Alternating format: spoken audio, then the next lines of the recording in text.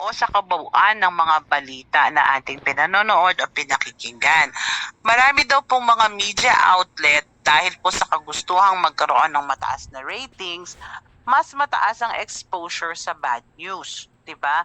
Sa katunayan nga, ayon po sa data na nakuha ng Pew Research Center, ito po ay nagpakita na ang top-ranking topics na may pinakamaraming coverage ay disaster news. Tingnan nyo yan, 39% ng coverage. Money news, 34% ng coverage. At ang conflict news, 33% ng coverage. Tingnan nyo yan, disaster, money at conflict. Sila yung majority ng coverage.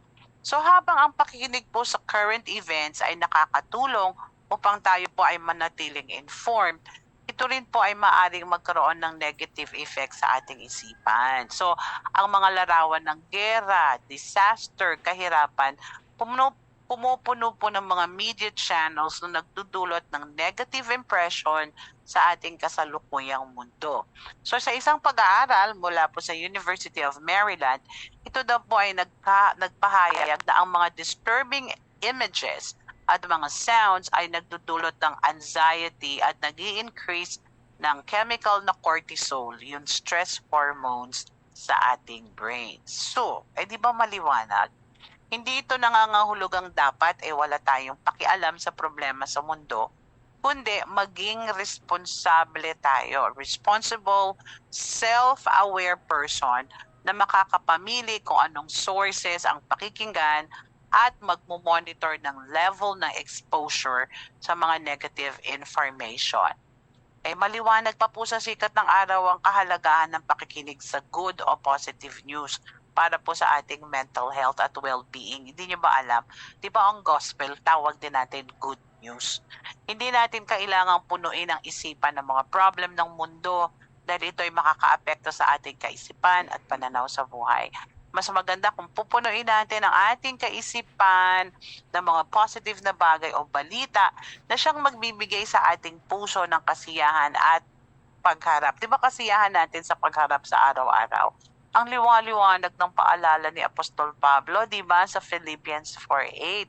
Sabi niya, bilang pagtatapos, mga kapatid, lagi niyong isa-isip ang mga bagay na karapat-dapat at kapuri-puri, mga bagay na totoo, marangal, matuwid, malinis, kaibig-ibig, at kagalang-galang. Di ba? Higit sa lahat, punuin natin ang isipan ng pag-ibig, pangako at mga paalala ng Diyos upang may lakas tayo sa pagharap sa mga challenges ng buhay at matutong magpahingalay sa Kanya kahit sa gitna ng magulong sanlibutan. Ito po si Beth Flores ng Gabay Library. Wow, natumbok mo uli, anak. Praise the Lord. Ito naman ang take ng iyong matanda ng tatay. Kung healthy tayo, handa tayo sa pagharap sa kabalisahan ng mundo. Lahat ng mga importanteng bagay, focus lang sa mga positive na mga bagay. Mabubuting balita, nagbibigay ng hope o pag-asa. Bakit? Dahil nga sa mundong ito na tayo'y laging nasa bingit ng kapahamakan dahil sa kasalanan ng ating mga ancestors na ating minana naman, nalahian tayo. Saan ngayon tayo manganganlong upang magtamong kapayapaan at kaligtasan? Magandang tanong. Di ang sagot, saan pa? Kundi sa mahabaging Diyos na nagplanong ng pagliligtas sa pamagitan ng iisang Diyos na 3 persona. Opo, pakinggan.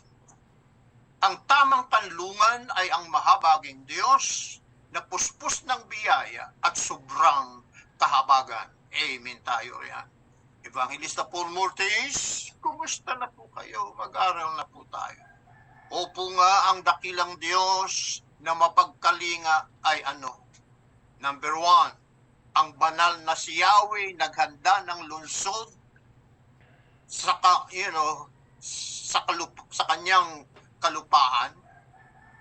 Exodus 21:13.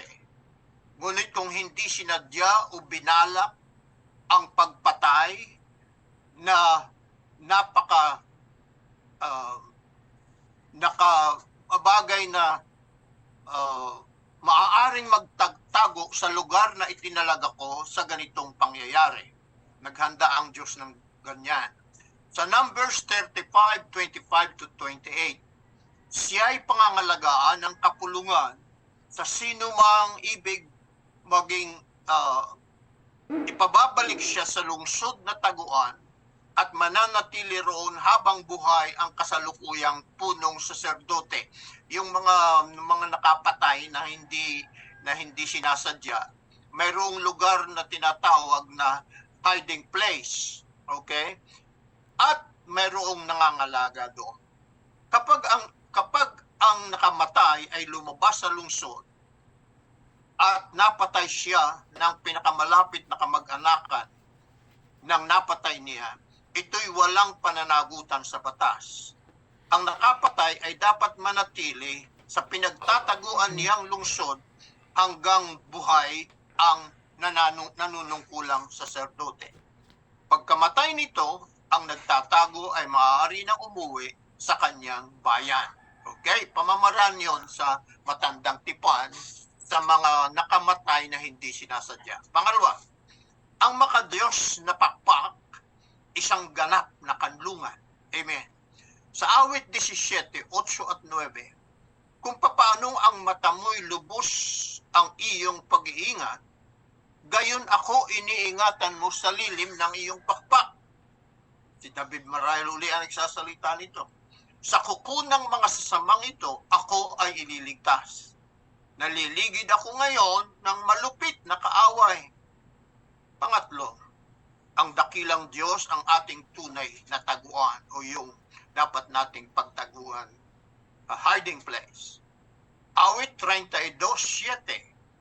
Kublihan ko ikaw ang sasagip kung nababagabag. Aking aawitin ang pagkalinga at ang iyong pagliligtas. Amen. Ikaapat, ang Diyos ang ating kanlungan. Okay, talaga naman. Deuteronomy 33:27. Siya ang Diyos na simula't-simula pa'y iyong kanlungan.